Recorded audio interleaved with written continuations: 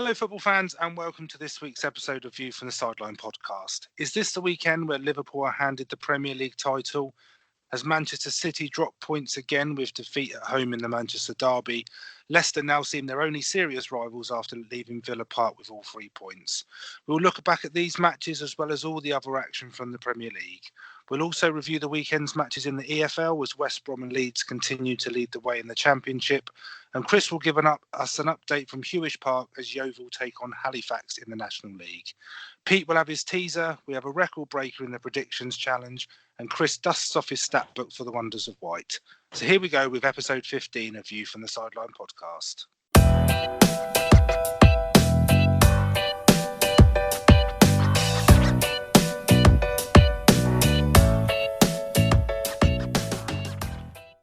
Hi everyone, and welcome to episode 15 of View from the Sideline podcast. As always, it's Rich here. And are you sulking, Chris? Are you sulking today or not? No, through in the Champions League, mate. I cannot be any happier. Okay, we should have done this yesterday before that result. Then your answer would have been very, very different. Yeah, I think it would have done. Okay, so there's lots to get through this week. So lots of talking points in the Premier League. And obviously, we've got Champions League matches tonight where Spurs are playing Bayern Munich in a dead rubber. So we'll keep you updated with how they're getting on. But I think we've wounded the beast, so to speak, Chris, with Pete and his teasers. I've seen this teaser and it's ridiculous. It's ridiculous. Yes. I'm not going to get it. So, for the purposes of fairness, we do know what the teaser is. We've just heard it a matter of minutes ago. I don't even think you could Google this because. It's so long. It's so long-winded. Yeah, I don't actually know how we're going to find the answer, but I'm sure. I think the guess you did with Sean Go-to last week has annoyed Pete a little bit. So current score is 4.5 to us because we've moved to half points to please Pete, and he's got 5. So go on then, Pete. What have you got for us this week? Since Danny Wallace in 1986, 3 players have played only once for the England senior side and scored. 1 in 2003, 1 in 2007, and 1 in 2012. Name all 3 players. Yeah, told you, he's annoyed. Well, considering I wasn't even born. I wasn't even born when this Danny Wallace. I've got no idea. Scored, so. I'm wondering if it's a sort of Saints-based. Danny Wallace was at Saints. I wonder if Laetitia. I don't know. I'm just wondering if Laetitia is one of them. But anyway, so three players that have only made 1 senior appearance for the England team, and in that game scored. Okay, so we'll have to come back. I don't like our chances, but we'll have a go. No. So we'll move on past the teaser and we'll go straight into Premier League review, where I think we should start in Manchester. So we'll start with the derby. Man City losing out to United at home, 2-1 to United. I think it's probably a bit indicative of City's form lately. I mean, I thought they probably would have won this game, but I don't think it's a huge surprise they didn't. No, I think from the get-go, Man United kind of went straight at them, which is, I think, really the only way to approach Man City, I think, especially when they're at home. And maybe the actual fixture itself, kind of pumped the players up a bit more. Because I thought Man United outplayed Man City for the majority of the game. And it was like you were watching sort of Man City football, but being played by Manchester United. They were passing the ball around really well, and probably one of the best performances I've seen from them, I think, this season. But yeah, no, a very, very good win for them. But for City now, It's strange. They seem to be a lot worse than what they were last season. I didn't are they out expect of the this at title all. race? Well, I think that's it now. The amount that Liverpool are winning, considering they've only dropped 2 points, I think, all season. I just can't see Liverpool losing 5 games, which is strange because we've still got over half a season left. So, but I think if Man City keep going the way they're going, I actually think that Pep Guardiola might actually leave at the end of the season. I don't think he'll be sacked. I think he'll leave. It would be an interesting one. City take on Arsenal at the weekend, and I think that's a really pivotal game. I mean, it's probably worth pointing out that City have won tonight in the Champions League. That they've won 4-1. Away. So I mean, they've topped their group. But I think the match at Arsenal, especially how Arsenal got on at the weekend, I mean, it gives them a bit of a lift. We'll talk about that later on. But that's a huge match for me because I think, like you say, 14 points. That is again Liverpool drawing a lot of games or losing 5, and they haven't lost yet. So trying to imagine them losing 5 games is a bit of a long shot at the moment. So I think it could all be over this weekend if Liverpool get another 3 points and City drop points. But I think in this game, I think from a Man United perspective, it's probably the first time this season that they've come off the back of 2 really good performances. They did play very well against Spurs midweek, and there's been a lot of talk about United. So they are the only team to have taken points off Liverpool. They've beaten Man City, they've beaten Chelsea, they've beaten Spurs. So they have beaten and won in these big games, but it is the other game. So when they're drawing with Villa, they're drawing with Sheffield United. That's what's cost them. And I'm not wholly convinced that this is a new dawn because I think we've been here before with United. But from the game, from a City's perspective, they were very heavy with possession, but didn't really create a lot. And they don't look. I'd say over the last sort of 4 to 5 weeks that they have changed as a side. I don't necessarily buy into the whole it's about Laporte being out and Sane and Aguero and that they've got good enough players and a deep enough squad to not be 14 points behind Liverpool. It's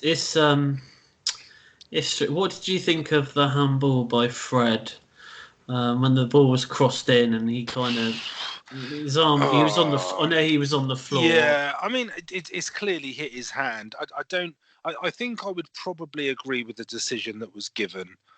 That I mean his arm's not in an unusual position considering he's sliding. It's not as if he can move his arm out of the way. I mean if I was a City fan, I'd be the complete opposite. I'd be ranting and raving about that. Well, Pep Guardiola wasn't very happy about it. But... Well, no, and I can understand that. I mean, just on your point about him possibly leaving, I think it all depends on what happens in the Champions League this year. I think if Liverpool win the title and City go on and win the Champions League, then I think it's like almost all is forgotten. The league, the fact they didn't win the league doesn't really make much difference. But I think it all hinges on the Champions League this season. But if he goes, I mean, who are they going to get in? Who are they going to get in that's better than him to push them that little bit more and almost rebuild the team, if you like, to catch Liverpool? There's no one better than him. He's managing Liverpool at the moment, so I don't think they'll get Well, crikey, I mean that would be one of the biggest, the sort of biggest switches in football history. Yeah.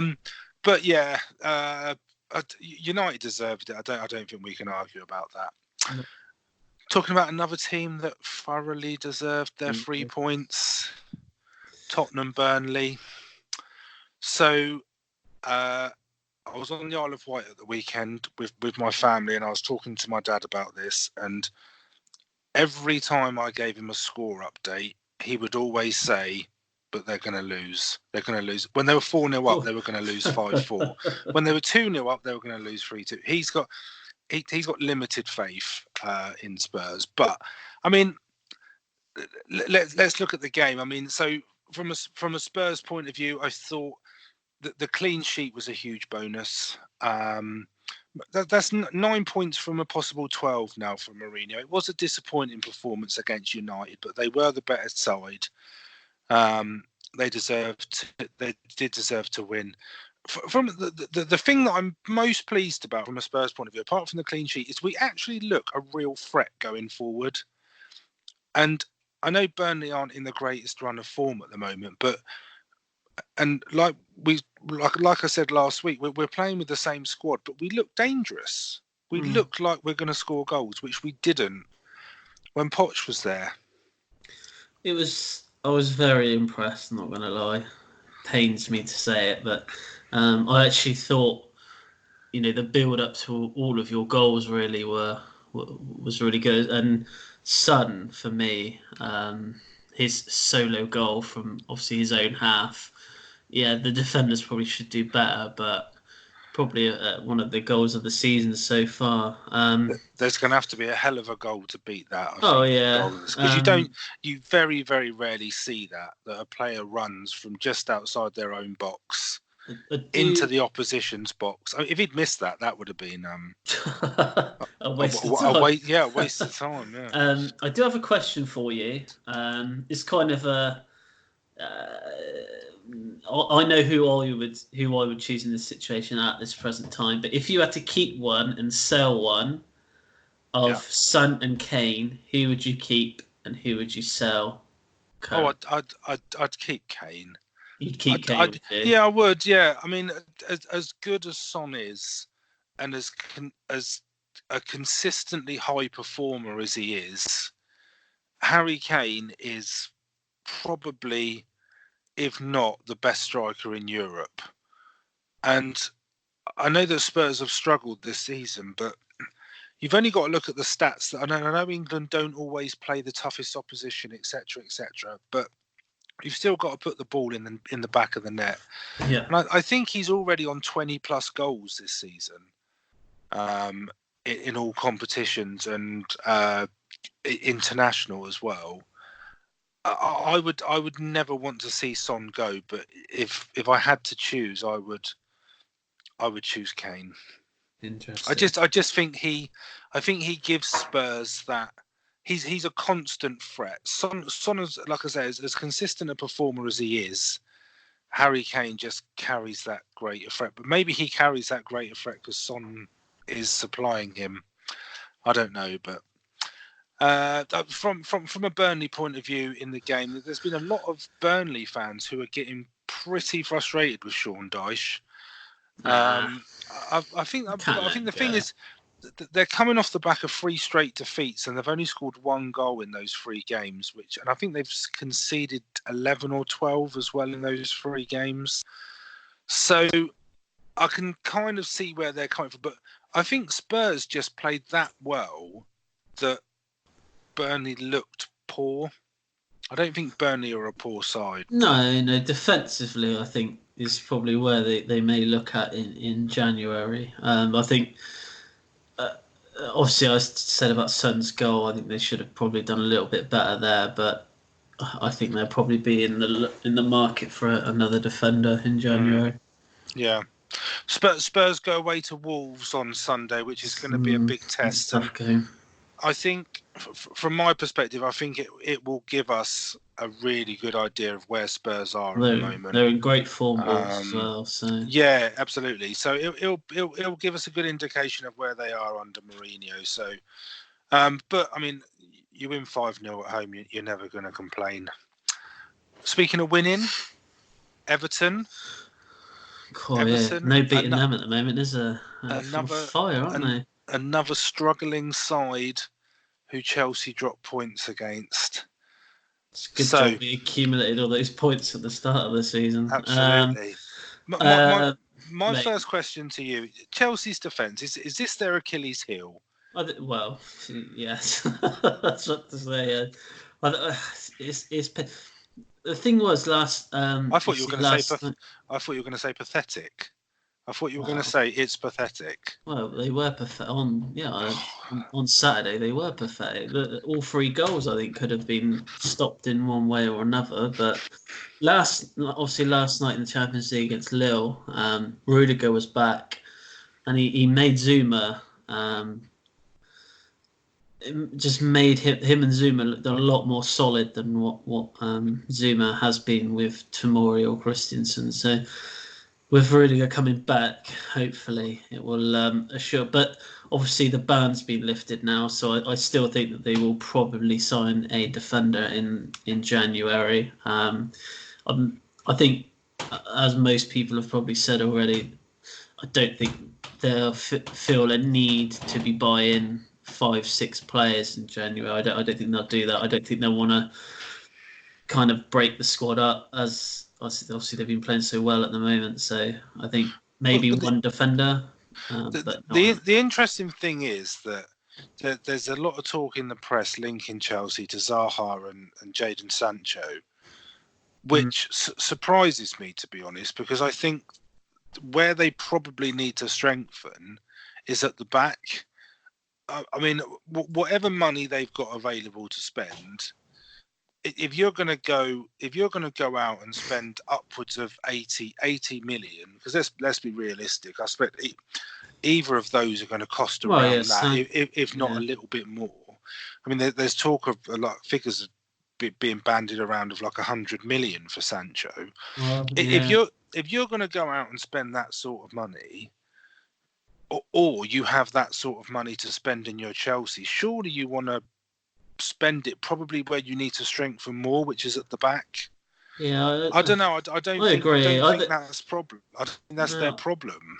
I think Sancho is a target that I think most Premier League clubs will probably be linked with between sort of now and the end of the season. To be honest, I think he's having problems in Dortmund. I've read some stuff saying that he's kind of fallen out with the club in some way. I think he was disciplined. I think he turned up to training late or something. I'm not sure what it was, but Zaha's the one that I could see happening personally. Yeah, I think the main thing is a left back. I think Azpilicueta is good at left back. He's probably the best choice at left back we have, and he's not even a left back. So Emerson and Alonso are okay, but I think there's better out there. I'd be looking maybe at Chilwell. I think he'd definitely be a good addition to the squad, but it's whether you can kind of get him to leave Leicester to come to Chelsea. He's not going to take a step down to go to Chelsea. You're going to have to pay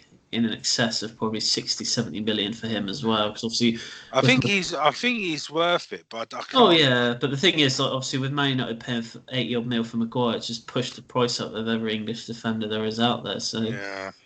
Blame Man United if you want to blame anyone, but on the game itself, they were crap. I'm not going to lie. So let's not focus on how bad Chelsea were, because they were terrible. Yeah, but Everton weren't much bad. They weren't much. Well, okay. They've been better than what they've been, but I wouldn't say that they. I think from the Everton perspective that there's more unity. This is what always sort of interests me about football, that a lot of people have been saying about how involved the crowd were, how there was more of a link between the crowd and the players and the performance and all that sort of stuff. And the first question that gets asked is, well, why weren't they doing that under Marco Silva? So, but who goes in at Everton? Would you keep Duncan Ferguson? Would you keep him for this run of fixtures that they've got up until Christmas, where everybody thought they would just be on a hiding to nothing in each game? That they've showed that they can beat a top side in beating Chelsea. Yeah. But does he stay? Realistically, who else comes in? Who goes to Everton? Emery was the one that's been heavily that would be ridiculous. Surely that would be ridiculous. Because I can't. Obviously, I'm not sure if you saw, but Ancelotti got sacked last night from Napoli. Bayern Munich have just scored. Just to sorry, cut in. No, that's fine. I think Ancelotti will probably end up at Arsenal, to be fair. I agree. Emery is a good shout, but I don't think he'll want to join Everton, to be honest with you. But I don't know. I don't know why you would put someone who has failed enough at Arsenal to get the sack. That what is different that makes him that he's going to succeed at Everton? The thing is for That's Everton, they've madness. They've spent so much money these last 2 seasons, and they're actually worse off for it. I thought Duncan Ferguson had a good. I think we played them at the wrong time. I think him coming in is probably you getting that extra 10-20% out of the players and what they were probably doing last week at we're going to move on after that pitiful excuse as to why you lost, because you played them at the wrong time. Right, okay, so we're going to go to Villa Park. So Sunday's game, Villa-Leicester. I actually watched this. 8 in a row. Club record. I watched this game and I was so pleasantly surprised by Leicester. There's no secret how well they've been playing this season. And going away to Villa, on paper, is a tricky game, especially when you're Leicester and you're in a position where you want to keep that title race alive. Whether they're going to win it or not, we won't know. But one thing that I absolutely love about Leicester is how, even when they're under pressure and the goal is under siege, the possession is all being held by the opposition. They're so solid, and they defend as a unit, they defend as a team, but teams are always so worried about getting hit on the break because they've got so much pace and so many good attacking players. And I mean, from a defensive point of view, that they've got the best defence in the league. There's only 2 teams that have conceded less goals than games they've played, and it's Liverpool and Leicester. So there's no coincidence there that they're the 2 that are top of the table. I'd say good defensively. Obviously, going forward, you got Vardy now. This calendar year has got 27 goals in 34 games. I was a bit surprised because I thought when Villa scored, I know scoring just before half time, I thought they might come out and give it a bit more of a shot in the second half. I was quite disappointed with them, and I thought the whole Mings situation was a really strange one because obviously he was clearly injured, but they seemed very hesitant to bring him off, and it was kind of him on the floor. Out of position for one of the goals. Well, I mean, the first goal, he was pretty much just a spectator.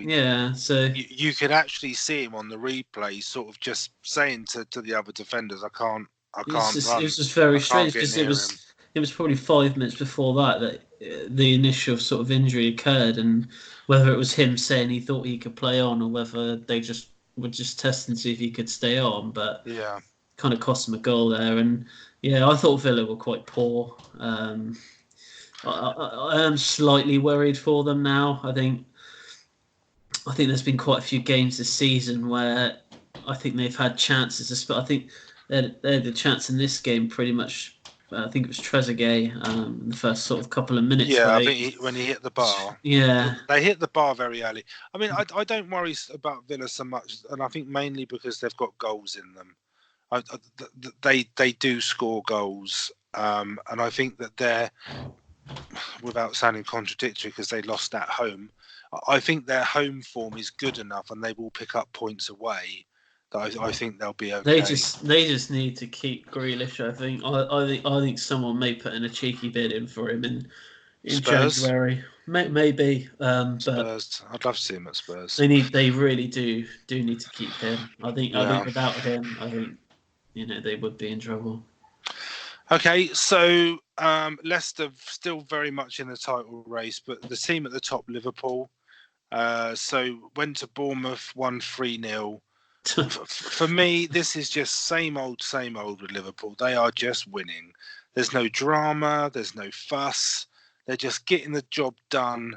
And these games where you think they may slip up just seem to be going past. I mean, going to Bournemouth is not the easiest place to go at all. No, but they come away with a 3-0 win. The games are running out where they can slip up. I just didn't think Bournemouth offered that much. I think Bournemouth got this completely wrong. I think they sat back far too much in this game, and they just invited Liverpool forward, and I thought the defending wasn't great, but goal! Sorry, Spurs have scored. Sorry. Settle down. This Champions League. Is Kane playing? No, Ryan Sessegnon. Yeah, because I seen that Kane didn't travel. I think there was a few players didn't travel. But no, he was one of them. I'm on the verge of bursting into my Mourinho song. So sorry to cut you off quickly. Bournemouth. But the back heel from Salah for Keita's stabbed home finish, I thought was the pick of the 3 goals. But Salah's goal last night was pretty handy as well. Yeah, but same old. And I think we'll probably be saying that for the majority of the season, to be honest. If we go back to the beginning of the season when we made our predictions, so I actually tipped Bournemouth to go down, and I'm not sort of anywhere near gloating the fact that they're struggling. Oh no, but you're not going to be far off there. But let's just see. So they've taken 6 points from their last 10 games, and in that is only 1 win and 6 defeats. So you can work out that the other 3 points came from the 3 draws. They're just dropping like a stone. But the question I'd have on here, and bearing in mind you've got Pellegrini at West Ham that's under pressure, you've got a vacancy at Arsenal, you've got a vacancy at Everton. Eddie Howe is pretty much linked with most jobs in the Premier League, and there's always been talk about him going to a top 6 side or top 8 or top 10 or whatever. So you know where I'm going with this. Is it time that is this the best time if he's going to go and a club wants him? Would this be the best time to go? Because these jobs aren't going to come at. No. We're in a bit of a unique position in the Premier League where there's 3 or 4 jobs that are up for grabs, whether there's a manager there or not. I think for Eddie Howe, I think the time is probably now. I don't think there's going to be a better time to maybe step up to that. The thing is, for me, is would he go to Everton over Bournemouth? I'm not so sure, and I'm not sure. I'm pretty sure that Arsenal are setting their sights on Ancelotti, especially now he's been sacked. It seems no coincidence that for some reason he's been sacked after they won 4-0. I think he would go to Everton, and I think it's not just this. It's a bigger club. It's got more history and all that sort of stuff. I think Everton is probably an ideal club for someone like Eddie Howe, and I think that he was constantly linked with the Arsenal job, or has been, and he was linked with the Spurs one as well. But I could see him at Everton. I think that would be the more logical choice than going to Arsenal if he was to be offered the Arsenal job. But it's almost like jumping ship when Bournemouth are struggling, isn't it? So I just think I know he's young and he's English and there's an awful lot going for him and he is a good manager. I just wonder whether these jobs are coming and going all the time, that whether he's going to miss the boat on it or not. I don't know. Maybe, I don't know, but I don't think that any Bournemouth fan would begrudge him for wanting to move to that. No, they probably wouldn't. No, they probably wouldn't. But yeah, anyway, comfortable win for Liverpool. So off to St James's. So Newcastle beating Saints 2-1. So Newcastle goalie was on fire. I mean, he's a decent keeper. God, he's a decent keeper. This is sort of Saints all over for me. So they're coming off the back of 2 wins. They've got a point away at Arsenal. They're getting themselves out of trouble. They're 1-0 up in this match and they end up losing. And by the end of the weekend, they're back in the relegation zone. It's the Andy Carroll effect, mate, for you. You bring him on, you score goals. Well, I still think he's got something to offer. But he has got something to offer. His cross was amazing. He's a good player and he's on a pay-as-you-play deal, which is probably exactly right for him at the moment. But Saints, for me, and this is sort of in relation to what I said earlier about Villa, that they score goals. Saints don't score enough goals for me.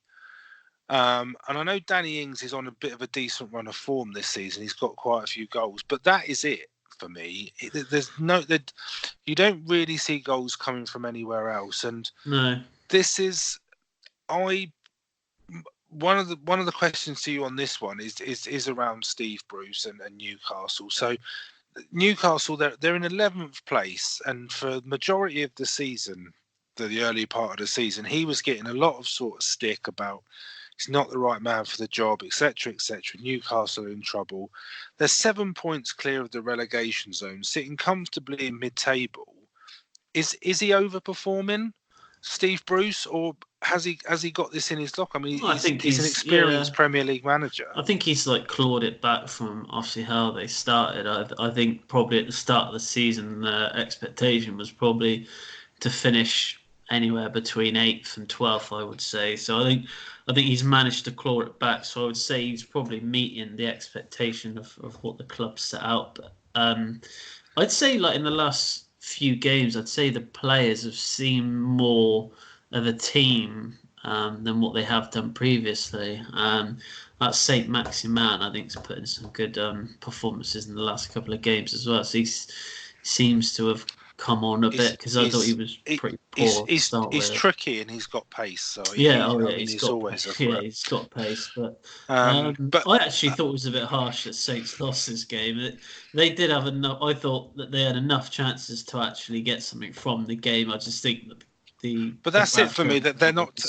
Yeah, but in good form. They're not scoring enough goals for me. But yeah, so a win for Newcastle sort of cements their position in mid-table. We go to Carrow Road.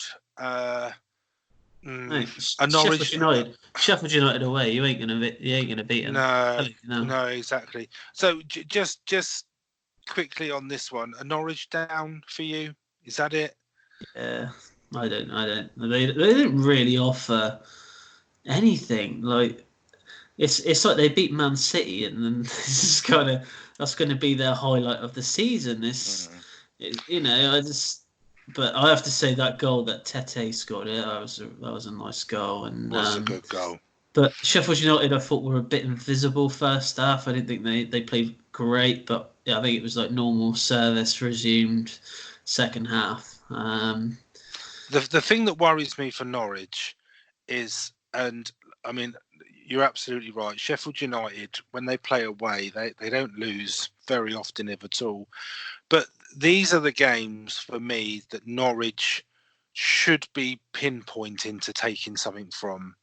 Home against a fellow promoted side, that they should be looking to take points in these games. Oh, definitely, yeah. They can't rely on the freakish one-off result that they had against Man City.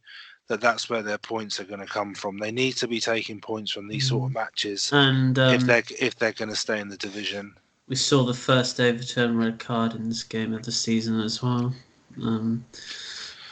Baldock obviously sent off by the ref, and VAR said no, and he was like, "Come back on." that won't console Norwich fans if they get relegated. No. They made a little bit of history. So we go to Brighton Wolves. First half, decent first half, going 2-2 at half time.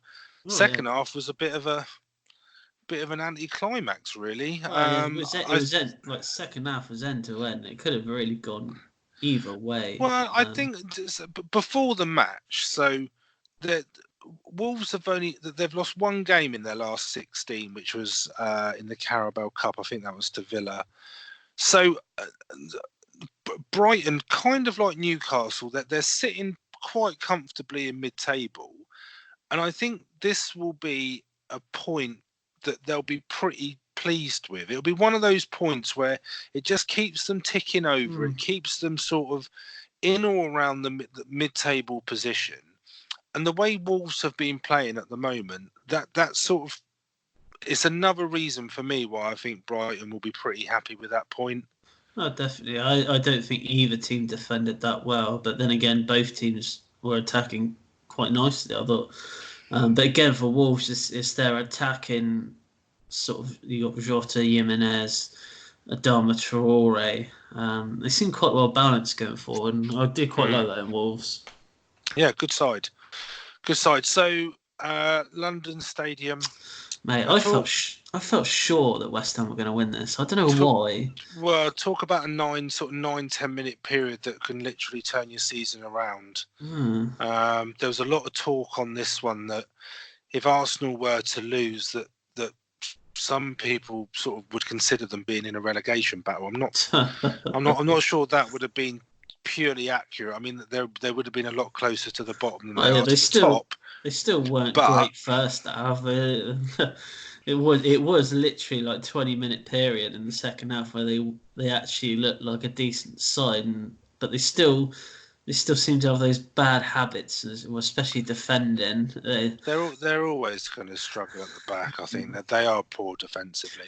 But sorry, I was just about to say, whoever goes in there, that has to be a priority in January. I think they'll want to get someone in before Christmas, and they'll want a clear idea of how they're going to sort that defence out. Because I think sort of their attacking is fine, but definitely they need 2 or 3 new defenders, I think, to sort that out. Yeah. I think the issue with Arsenal, so I know we mentioned it earlier, I like Ancelotti, and I think, as much as I hate to say, I think he would be a really good option for Arsenal. I think that the problem overall for them as a club is they are run like a business. I don't think that a new manager's going to go in there and he's going to be like given a war chest to spend in January or in the summer to sort of completely rebuild the side. You look at the summer dealings where they were limited on funds by all accounts, and the majority of that went on Pepe on a structured deal. So I think their hands might be slightly tied. I mean, there's a lot of Arsenal fans that are talking about the issues being at board level, and it's not necessarily the case where it's the manager that's the problem. More, it's the restrictions that are being put on the manager, which is the problem. Oh, definitely, yeah. So it'll be interesting. I could see Ancelotti going there, and I could see him being a success. I think this was what might put people off wanting to actually manage the club. I think even we saw it with Wenger, where it was kind of like you had to sell players to generate money so that they then could go out and buy players. But like you said, the whole Pepe deal is a structured deal. They haven't even completely paid for him yet. So, I think any manager that wants to go in there will have to really put their foot down to get some money to get some new defenders. Yeah, but we don't want no refunds on David Luiz. I could see him going back. I think he'd be a. Stop. I think he'd be a good signing. Let's not even go there. Let's move on. Watford Palace. Yeah. And let's move on. For anyone who's interested, Crystal Palace played Watford at the weekend, and not an awful lot happened. To be fair, Palace would probably be happy with a clean sheet and a point. Hodgson's probably not against Watford. Not against Watford. I think both teams had chances. I think either team could have won it. Points aren't good enough for Watford anymore. They need to start winning. So that's all we've got to say on that. So that's that concludes the Premier League review. I don't know Watford fans just tuned in to hear the review on their game. Well, they should play more entertaining football and actually score a goal. I'm pretty sure they were last on Match of the Day. Yeah. And we follow the Match of the Day running order. So if anyone's got any complaints, direct them at the BBC. Not Gary us. Lineker. Tweet Gary Lineker. Absolutely. So that will do for part 1. We will be back in part 2 for the EFL review, and an update on predictions. Chris will do his stats, etc. So we'll see you then.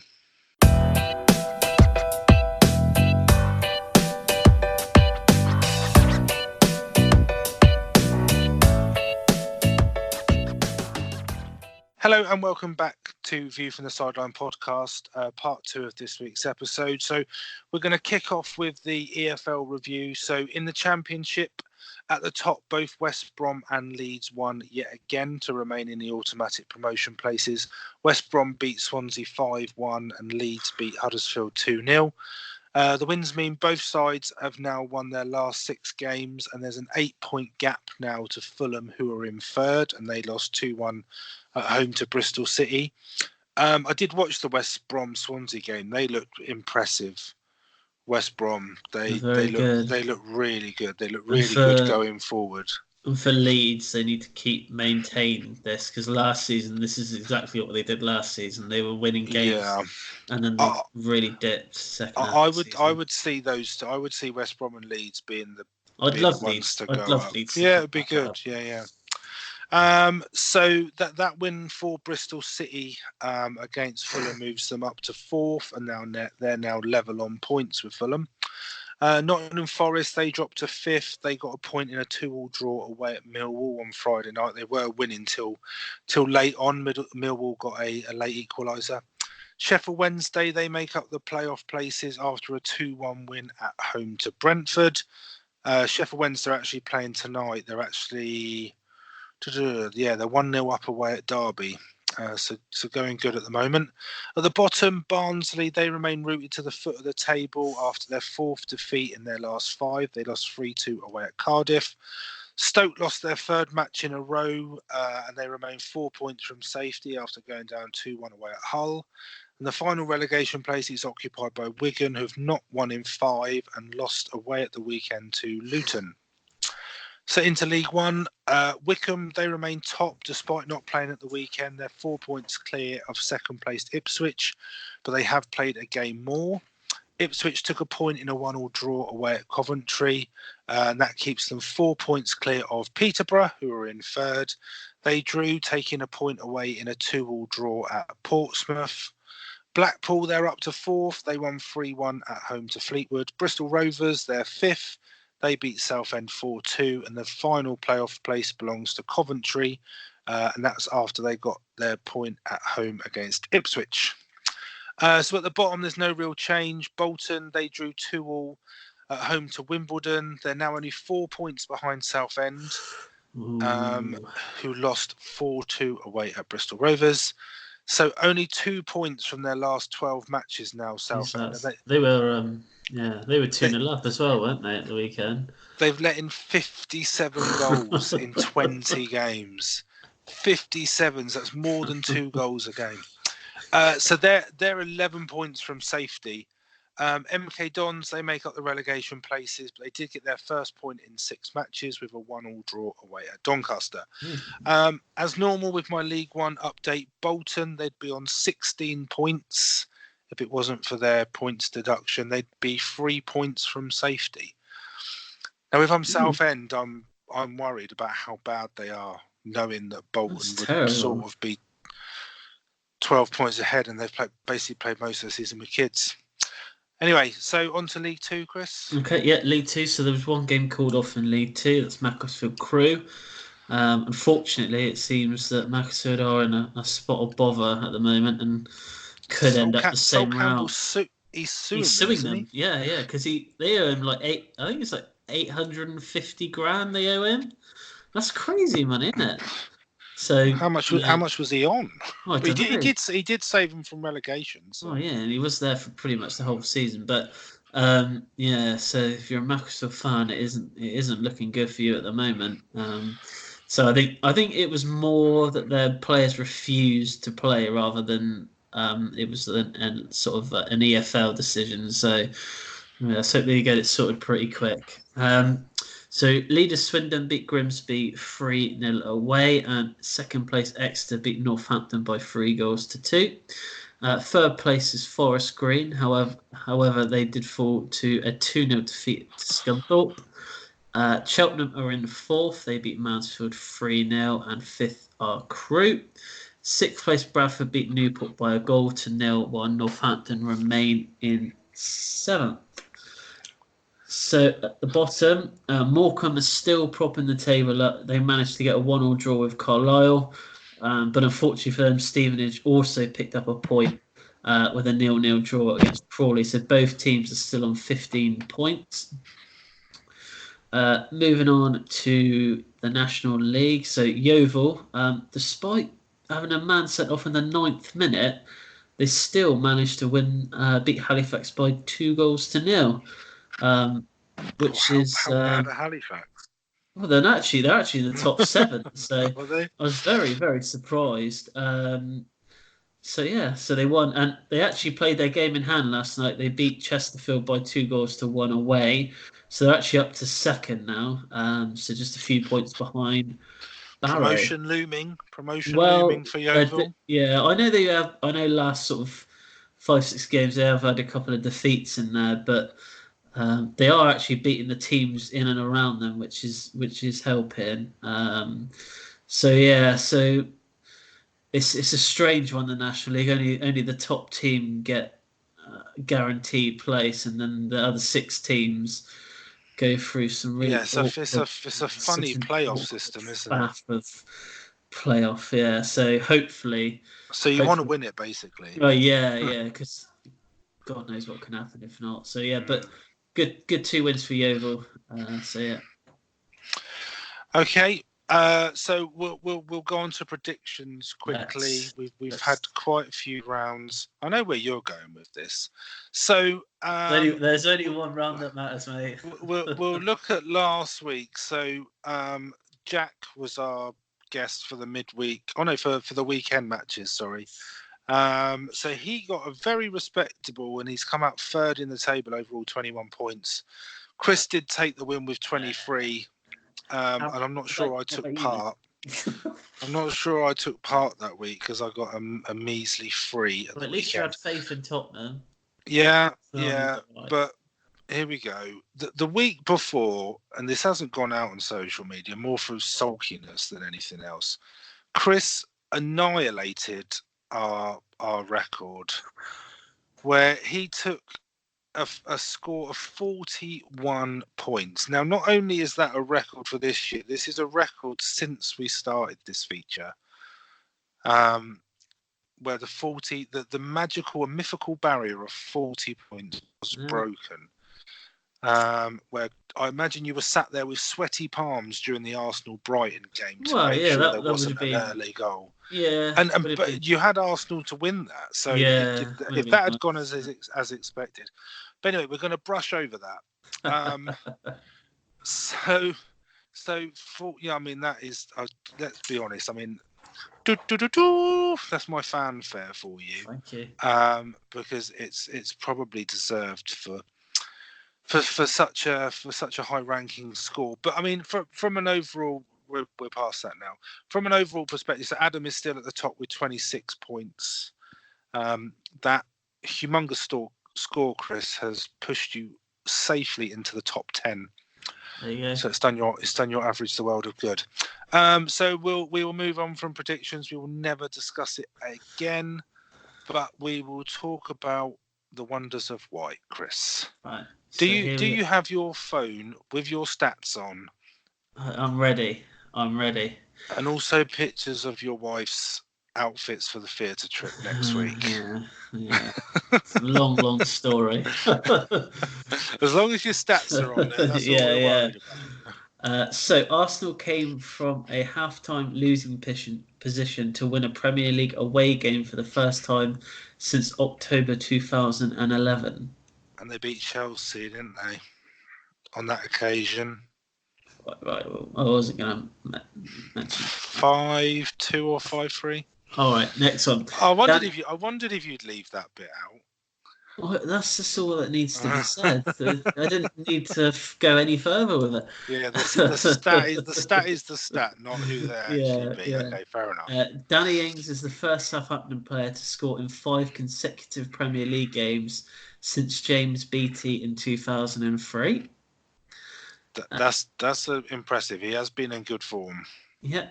Kovacic has scored twice in the last 4 games for Chelsea, and that's as many as he had in his previous 163 games for both Chelsea and Real Madrid. Okay.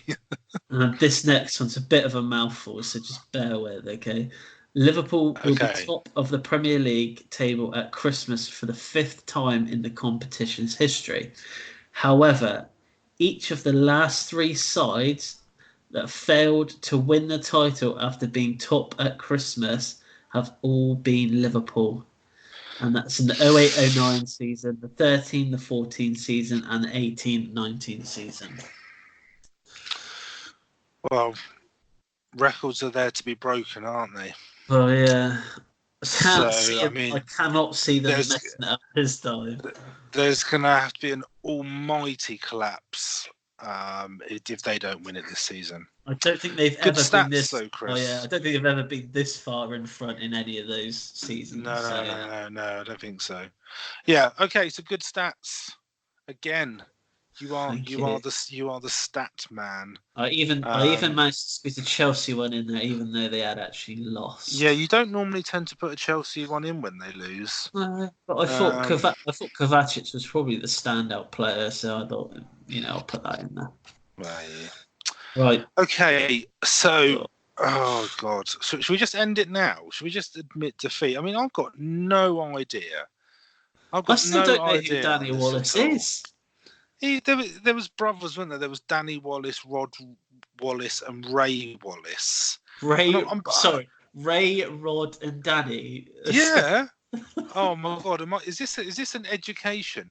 That I'm pretty sure they all played for Saints. They were at Saints when like Shearer was there. That sort of the Draper Tools kit at the Dell. They were there. They were there around then.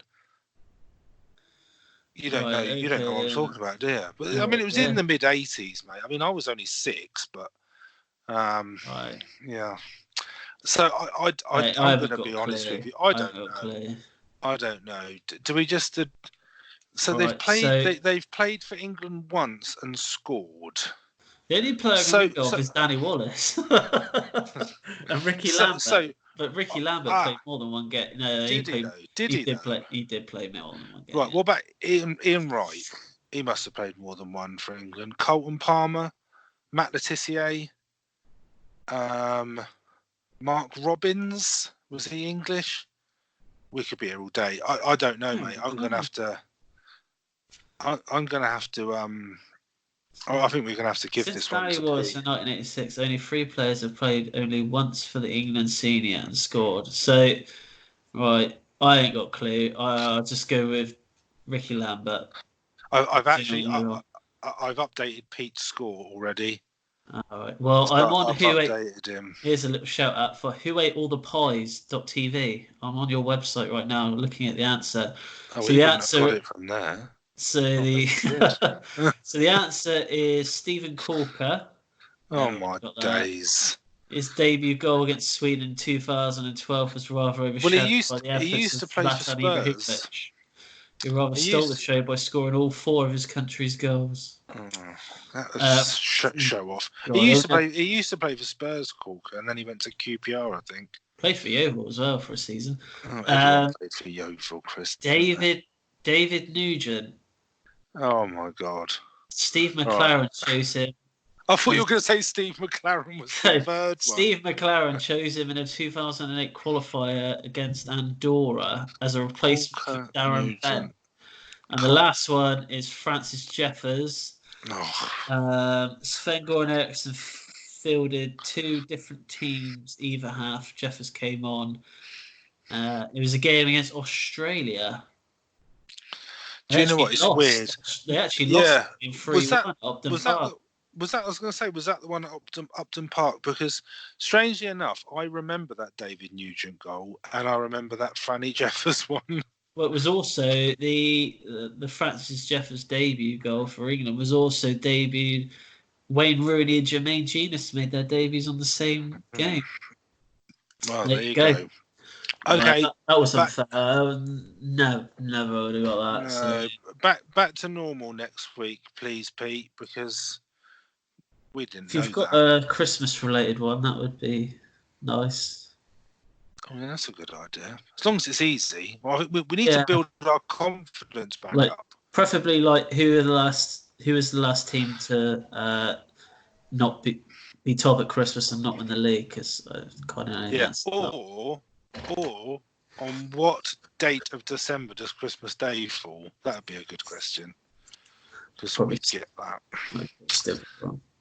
It's not football related, but okay. So I think that pretty much wraps it up for this week. So anything else from you? No, just happy to be through the Champions League. But I've seen the teams that we could face. And it's nasty, isn't it? Quite frightening, to be honest with you. I think is it Barca, Uh, Barca, Juventus, Bayern Munich, PSG. It's someone else, and then Leipzig. Yeah, I think it's Juventus was the other one.